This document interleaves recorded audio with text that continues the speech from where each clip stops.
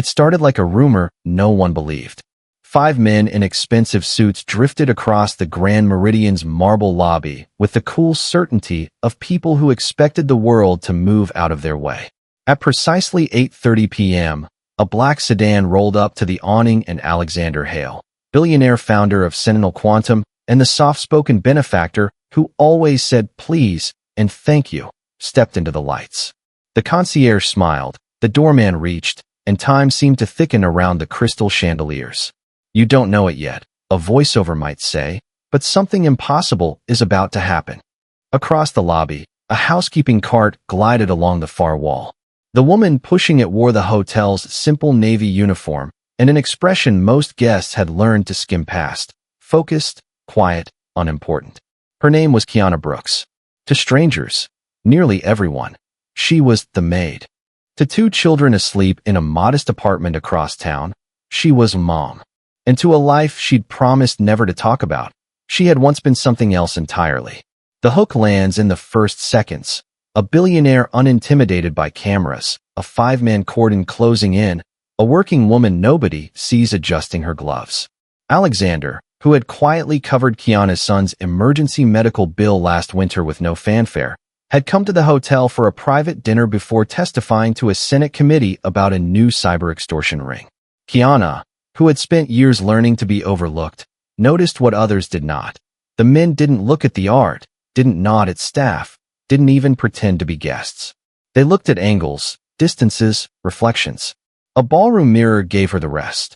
One at the elevator bay, one near the fountain, one on the left colonnade, one staking the revolving door, a 5th walking toward Alexander, hands low, jacket edge just a fraction too stiff, where a concealed shape pulled the fabric taut. Kiana's life had been a series of vows and reinventions. Before the apartment, before the early shifts, there had been deployments she never discussed and a husband she missed with a pain that never learned manners. After he was gone, she decided the safest way to raise 2 children was to become ordinary, silent, untouchable by trouble. So she chose the most invisible job in the brightest building, learned floor maps the way she had once memorized village grids, and watched. You can hide a lot in a smile. You can hide more in a lowered gaze. But there are habits your muscles never forget, and tonight every instinct she had learned came roaring back in a single breath. The lead man reached Alexander first. He leaned close as if to welcome a VIP. His eyes, flat as winter glass, flicked once, twice. From the balcony above, the string quartet slid into a lull. In the lobby, a single note of the fountain rose. Kiana moved. Not dramatically, just one step that placed her cart between 2 sight lines and gave her left hand access to a brass lamp heavy enough to shift a conversation. She didn't look at Alexander. She looked at the marble, where polished stone mirrored the kill box the men thought they owned. She tracked the return routes, the blind corner by the concierge desk, the service corridor door that never quite latched unless you kicked it twice. Somewhere, security was watching cameras. Somewhere, her radio could chirp. But the timing was wrong, and the space too open for a call that would come too late. Please, the lead man murmured to Alexander. A word. The tone was groomed civility, the kind you hear in rooms where decisions are made about people who will never be invited. Alexander's jaw tightened. He had seen threats before. He had not expected them to arrive wrapped, like VIP service. The man's colleagues adjusted position in a choreographed drift. Their confidence said it all. They had turned this bright lobby into a quiet trap, and nobody in a Navy housekeeping uniform would ever matter. There are moments that choose us. Kiana slid the cart, caught the brass lamp base, and sent it skittering under the nearest table like a misplaced centerpiece. Then she reached, not for a weapon, she carried none, but for a resource, a silver serving dome from room service left on a side credenza. Reflections tell truth's eyes miss. In its curve, she watched the man at the elevator lift his jacket. In its rim, she saw the concierge stiffen. She calculated 3 steps, a pivot, a voice pitch to carry. "Sir," she called, eyes on Alexander, tone crisp but courteous, "your briefcase." She pointed behind him. The motion broke rhythm. Alexander turned. The lead man's hand came up, and the lobby's balance tipped. Kiana's move was not cinematic flash. It was compressed mercy. She nudged the cart into the lead man's shin, just enough to trip timing. just enough to expose his wrist. Before he could steady, she clamped his forearm with a housekeeping grip as old as labor, angled his hand away from Alexander, and said, calmly, for the cameras already being raised by 3 curious guests, "Sir, please don't." The second man reached. Kiana pivoted the cart to block his lane, hooked the service corridor latch with her heel, and lifted her chin to the front desk. "Security," she said, voice low even. "Now." The word carried like a bell. Here's the surprise. She didn't strike anyone. She didn't disable. She disrupted. Her precision turned their certainty into confusion long enough for Alexander to step out of the crossfire that hadn't happened yet, for the concierge to hit the silent alarm, for 3 phones to start recording. In 12 seconds the scene changed from their plan to her terms. The lead man, shocked that a maid dared move the world, recovered with a scowl that said he was used to obedience. He tried force. He met leverage.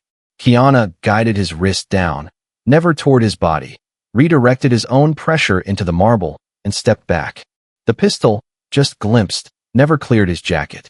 The cameras, now plenty, captured only his stumble and her restraint.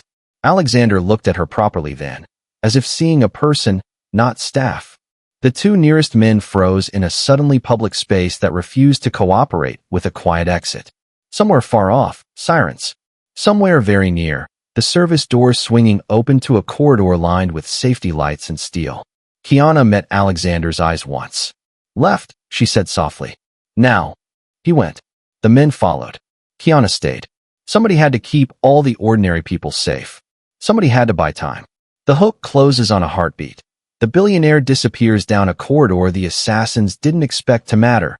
The maid no one noticed stands between fear and the rest of us, and a dozen witnesses with phones accidentally become her shields. The marble doesn't remember names, but it remembers choice. Tonight, the marble learned Kiana's dot by morning. The clips had been watched millions of times. "Hotel maid protects guest," read the first captions. "Working woman outsmarts attackers," said the second wave, less precise but more shareable. Then came the think pieces, the debates, and the very efficient machine that turns heroes into targets. If part 1 is the adrenaline, part 2 is the price. Kiana woke to a phone buzzing on a thrift store nightstand and 2 kids breathing softly in pooled blanket light. On her cracked screen, messages from coworkers, an alert from the hotel, and a polite email from a local reporter asking for a quote on what it felt like to be brave. She made oatmeal, tied her son's shoelaces, checked her daughter's science project, and listened as the building's morning sounds layered over the news anchor's polished astonishment. The clips were careful. No graphic violence, no glorification, no vigilante praise, but the narrative was combustible. A black working mother with nerves of steel turning a room full of danger into an orderly retreat without throwing a single punch. It should have been simple. It never is. By noon the hotel placed her on paid leave for her safety while investigations proceed. By evening an online swarm had formed, some praising her courage, some insisting she should have stayed in her lane, some claiming the whole scene was staged.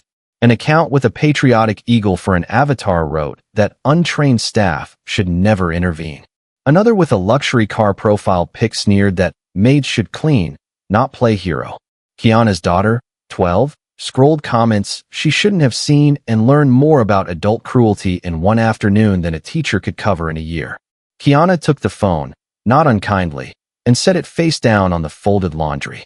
"We're a family," she said, "not a poll." Meanwhile, the men from the lobby had a story of their own. In press-ready statements, their legal team claimed they were private security consultants seeking to warn Alexander of a fabricated threat. The video, they suggested, lacked context. The maid, they implied, misunderstood.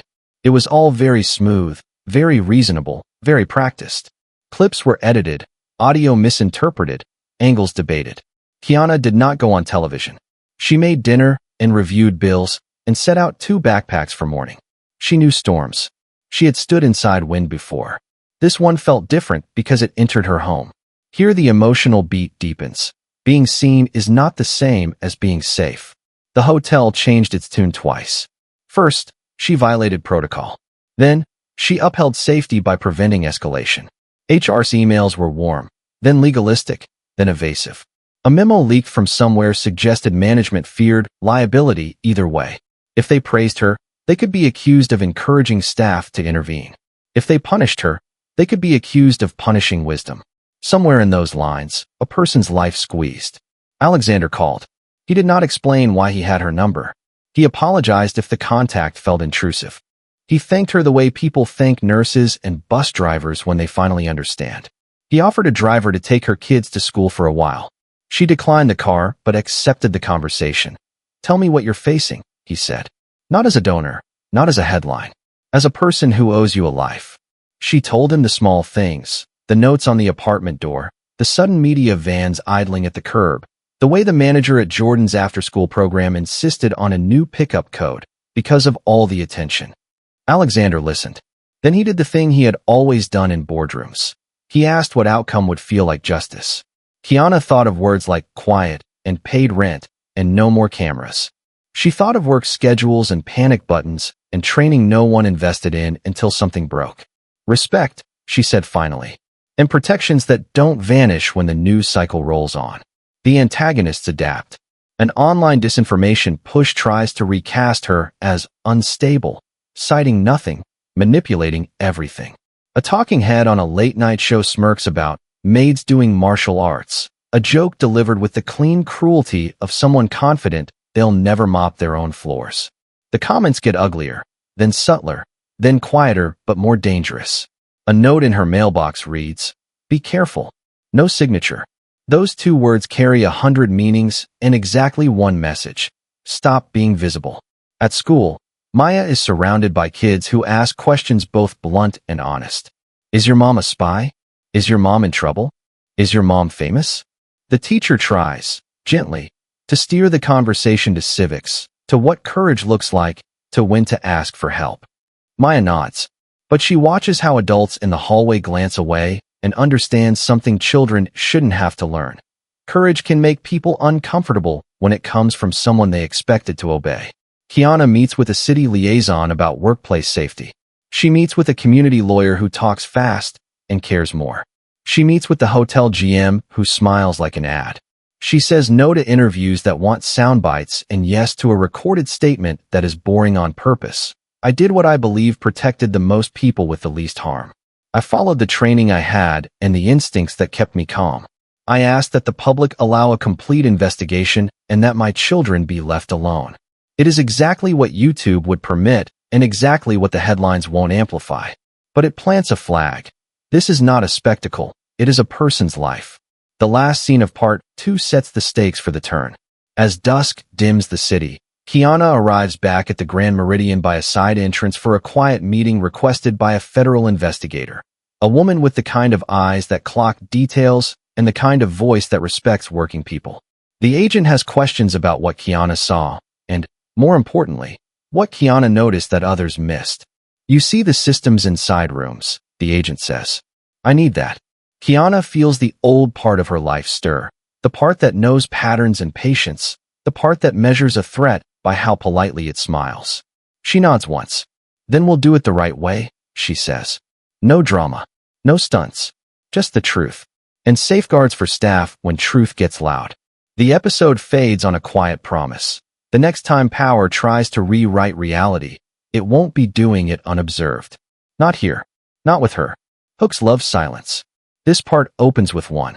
The hotel lobby glows again, but the cameras aren't guests' phones. They're lawfully placed, time-stamped, and backed up off-site. New protocols installed after the incident. The men from that night return, differently dressed, less obvious, more cautious, and very sure they still control the narrative. They do not yet realize the building they underestimated has learned to look back. Kiana walks the mezzanine with a facilities manager badge clipped beside her name. It's temporary, she insists. She doesn't want a new title to be a PR bandage. But the hotel needs someone who knows where the blind corners live and how to light them. She works with IT to reroute feeds, with HR to add de-escalation training, with legal to explain that policies that protect staff are not just nice, they're smart. She's the kind of patient that scares illness, not loud, just thorough. The federal agent, Special Agent Rivera, shares what she can. The 5 men aren't random. They're attached to a private contracting web that has appeared where civic duty has grown thin. They test boundaries. How much can a well-funded team do in a public place before ordinary people stop trusting what their eyes saw? It's not only about one billionaire. It's about proving that fear and doubt can be rented by the hour. They failed once, Rivera says, and their kind never enjoys public failure.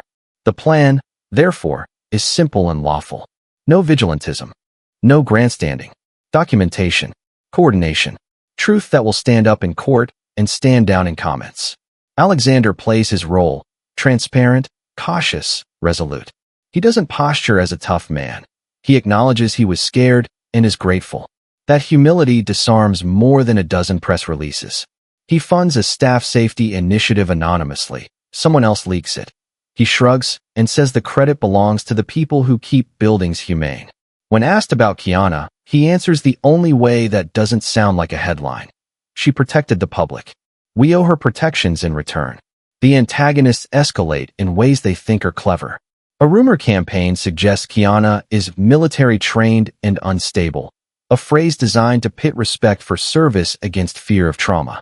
Kiana refuses to be bait. She joins a small round table with other night shift workers, security guards, janitors, housekeeping supervisors, and the hotel documents their ideas. Panic buttons, quiet room protocols, access to mental health coverage, and a policy that says if a staff member safely disrupts harm, the company will publicly stand with them.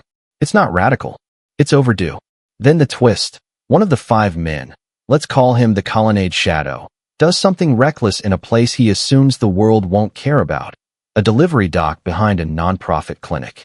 He tries to intimidate a custodian who refuses to hand over a security fob. The custodian records the exchange on a phone and posts it with the caption, "This guy thinks we don't matter." The video doesn't travel as far as the hotel clip, but it travels far enough. To Agent Rivera, to the clinic's board, to a network of night workers who recognize a posture at 40 yards. Patterns emerge. The men operate like wind, everywhere and nowhere, until you seed the air with enough harmless dust to show the currents. Kiana becomes the person who teaches others where to throw that dust. Logs, timestamps, calmly written reports. What I saw statements that tell stories without drama. This part's emotional core is dignity. We watch Kiana help a new housekeeper speak up after a guest snaps his fingers at her. We watch a bellman steady his voice when a client tries to pay him for forgetting. We watch Kiana apologize to a server she snapped at on a tired day and mean it, because leadership without humility is just a louder mistake. The show isn't revenge. It's repair. Near the end of the episode, Rivera shows Kiana a board covered in maps, dates, names that rhyme with other names. "We're close," she says. "But there's one thing we'll need if we want this to hold in a courtroom, on-record admissions." They're arrogant. Arrogance talks. We'll be ready to listen. The plan is lawful and careful, using one of the oldest tools in a free society. Consent recordings where legal, warrants where required, and the kind of patient groundwork that turns swagger into evidence. The last scene is a mirror of part one's last scene. The lobby is again a crossroads, but the power has shifted. The building is safer, the staff more prepared, the lies less slippery. Kiana stands by the service corridor door that never latched right until she insisted it be fixed. She rests her hand on the handle, not to rush in, but to remind herself. Sometimes the bravest thing is to hold a door for the truth and let it walk through. Open on a table no one glamorizes. Laminated wood, 2 paper cups, a small digital recorder whose design goal is to be ignored. A meeting has been arranged through intermediaries who think they are manipulating a frightened hotel worker. They expect apology and retreat. They meet a different gravity. This episode lives in tension without spectacle. The lead antagonist, Mr. Gray's suit, talks like a consultant and smiles like a locked drawer. He offers a settlement dressed as charity, a relocation masked as mercy. He references safety for children without saying anything prosecutable, until he does. Arrogance blurs caution. Entitlement forgets law. He reveals just enough. Names of shell companies, suggestions of who paid, a sly boast about softening a Senate witness list, that Agent Rivera, lawfully recording in a one-party consent jurisdiction and backed by a judge's warrant for the rest, finally exhales. It won't be the internet that saves Kiana. It will be paperwork. Kiana does not grandstand. She does not deliver quippy lines for a compilation video. She asks simple questions like a mother deciding whether to uproot a life. What happens if I refuse? What would you want me to say? Who are you protecting? The answers, clipped and confident, betray a belief that working people will always accept the smaller life if it means less trouble. They forgot that less trouble can become a kind of prison, one Kiana refused to build inside her children. The sequence intercuts 3 places: the quiet meeting, Rivera's team in a van, headphones on, documenting every syllable, and the hotel staff lounge, where Kiana's friends wait with tea and worry, because courage is rarely solitary, even when it looks that way. When the conversation crosses the last legal threshold, Rivera's voice over the tactical channel is steady. Now, the arrest is professional, no glamour, no victory lap. The cuffs click. The recorder stops. The camera in the corner of the room captures only a woman standing up with her spine unbent. The aftermath is the relief part of the retention curve. Viewers have waited through discomfort. They earn catharsis. Warrants execute. Shell offices empty. Emails used to intimidate become exhibits used to indict. The men are not monsters. They are professionals who sold their skills to people who were happy to purchase plausible deniability. The show does not dehumanize them. It deglamorizes them. It reminds us that most dangers in public places are not cinematic. They're administrative, which is exactly why documentation is a moral act. And then the quiet twist that matters more than any viral headline. The hotel announces a standing policy named after Kiana, not as a brand play, but as a shield. It states that when a staff member acts in good faith to keep guests and colleagues safe, the company will provide legal support and public defense. It includes training and paid time for testimony when staff witness crimes. The union, newly energized, helps craft it. The city council invites the hotel to explain it. Other buildings copy it because no one wants to be the outlier when dignity becomes trend. Kiana returns home to find a drawing on the fridge, her son's sketch of a lobby with little stick figures and a big word bubble that says, "Mom said please," and danger left. She laughs the first real laugh since the night in the marble. Not because danger is gone, because language in their house belongs to them again. The episode ends not on a courtroom cheer, but on a staff training where Kiana demonstrates how to speak to someone escalating without making them lose face, how to ask a guest to wait without saying no, how to call for help while sounding like you're calling for towels. It's the opposite of action movie glamour, and the point. Most heroism looks like skill practiced kindly. With the arrest secure and the legal work grinding forward, this episode turns from crisis to culture. If the series ended at a takedown, it would be satisfying but forgettable. What makes it shareable is what comes after. Policies, habits, a new normal that refuses to depend on a single courageous person being on shift at the right time. Alexander launches a fund, not with his name in lights, but with a board comprised mostly of people who know night floors and disinfectant brands by scent. It offers microgrants for staff-led safety ideas, better radios, mirrored domes in blind corners, multilingual de-escalation cards, lock upgrades in supply rooms, anonymous reporting channels that don't route through the very managers who might be pressured to bury complaints. The fund also provides school scholarships for the children of service workers who witness crimes, because the cost of telling the truth should never include your child's future. Kiana declines 2 TV offers for training the rich that felt like trend surfing. She accepts a quiet advisory role to help hotels adopt dignity-first protocols. Panic buttons issued with uniforms, shifts that include 10 minutes to debrief after incidents, counseling that doesn't live behind stigma. She helps write a 1-page, if you see something script that is humane and precise. It sounds like this. I'm here to help keep everyone safe. I need you to pause and step back while we sort this out. My colleague is on the way. Calm voice. Open hands. Clear steps. She reminds every trainee, your goal is not to be a hero. Your goal is to get everyone home. We see the ripple effect. A janitor at a stadium uses the new policy to report a suspicious exchange. Security interrupts a theft ring. A desk clerk at a mid-range hotel uses her panic button when a guest becomes aggressive. A supervisor arrives before anyone gets hurt. The guest is removed without public shaming, Because dignity isn't selective. A rideshare driver, watching the series between shifts, installs a dash camera and a second mirror, not to go viral, but to tell the truth later if he must. Respect scales when it's boring. Emotionally, this part gives viewers joy beats that aren't saccharine. Maya wins a science fair, making a model about information spread, and explains to judges how truth can travel if you build the right networks. Jordan's class writes thank you notes to people who keep our city clean and safe, and he organizes them on the fridge with such seriousness that Kiana has to step into the hall for a moment and breathe. In a small ceremony at the hotel, a row of housekeepers receives commendations.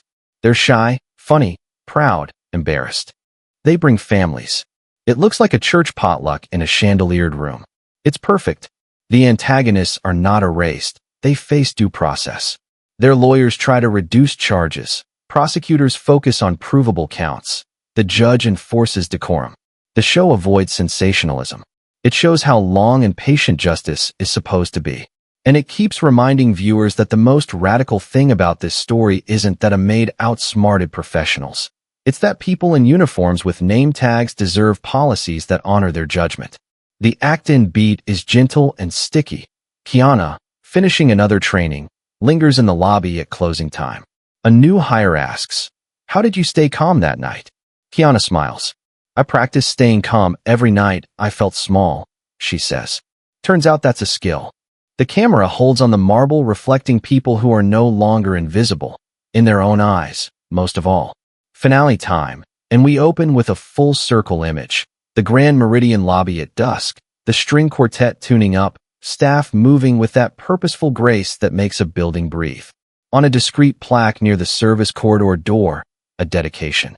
For workers who kept us safe when we didn't know we were in danger. The prosecutions conclude without spectacle, but with clarity. The men receive sentences that reflect the facts, not the frenzy. The court recognizes the courage of staff whose reports held under cross-examination because they were truthful and calm. Agent Rivera, in a brief press conference, thanks civic witnesses whose professionalism made our job possible. And the phrase civic witnesses catches on because it respects people without turning them into props. Alexander testifies before the Senate with less drama than anyone expected and more effectiveness than most believed possible. He talks about cyber extortion schemes. Yes, but he spends time on physical spaces where ordinary people carry the weight of our safety without authority or backup. We design systems to protect profits, he says, and then we act surprised when those systems don't protect people. Let's fix the order. The clip makes the rounds precisely because it's not spicy, it's steady. Kiana stands in the back of that hearing room in her best blazer, not as a symbol, but as a citizen. She thinks about the first night in the marble, the second day online, the quiet meeting with the recorder on the table, the tea in the staff lounge, the way her kids' voices changed once the house felt safe again. She doesn't think of herself as a hero. She thinks of herself as someone who did her shift well, and whose shift happened to be at the center of a storm. The series closes with satisfying, instant karma moments that feel earned because they are small and human. A guest returns to the hotel, recognizes a housekeeper he once snapped at, and apologizes without making a scene. A manager who once minimized concerns now leads monthly safety huddles and takes notes. A desk clerk corrects a VIP gently and is backed by her GM, immediately, on camera. The message is clear. Respect isn't something you post after a trending clip. It's an operating system you install and keep updated. For viewers who crave the big reveal, Alexander invites Kiana to join Sentinel Quantum's Safety Advisory Board. It's not a headline gig, it's a working role. He offers her a salary that erases fear without erasing perspective. She negotiates, not for herself alone, but for a training budget at the hotel and a scholarship fund for service workers' kids. They shake hands the way grown-ups should, clearly. The very last scene returns to the two things that save this story from becoming pure spectacle, family and practice. In a sunlit kitchen, Maya and Jordan pack lunches. On the table sits a small metal coin Kiana used to carry in her pocket, not as a weapon, but as a reminder of promises. She slides it into a drawer, not to forget, but to make room for what comes next. Jordan asks, "Are you going to work late?" Kiana says, "Not tonight." They lean out the window as the city hums, and somewhere down the block, A bus driver pulls to the curb, a nurse ends a shift, a custodian locks a school, and 100 unsung people keep the world steady. Cue the final voiceover, quiet and sure. Instant karma feels like a twist. Lasting change feels like a habit. When you respect everyone, you don't need a miracle in a marble lobby. You build places where miracles aren't required. The credits roll over real resources, hotlines for workers' rights, links to de-escalation training, information on legal protections for staff witnesses. The show does what the story promised. It entertains, heals, and hands the audience something they can use.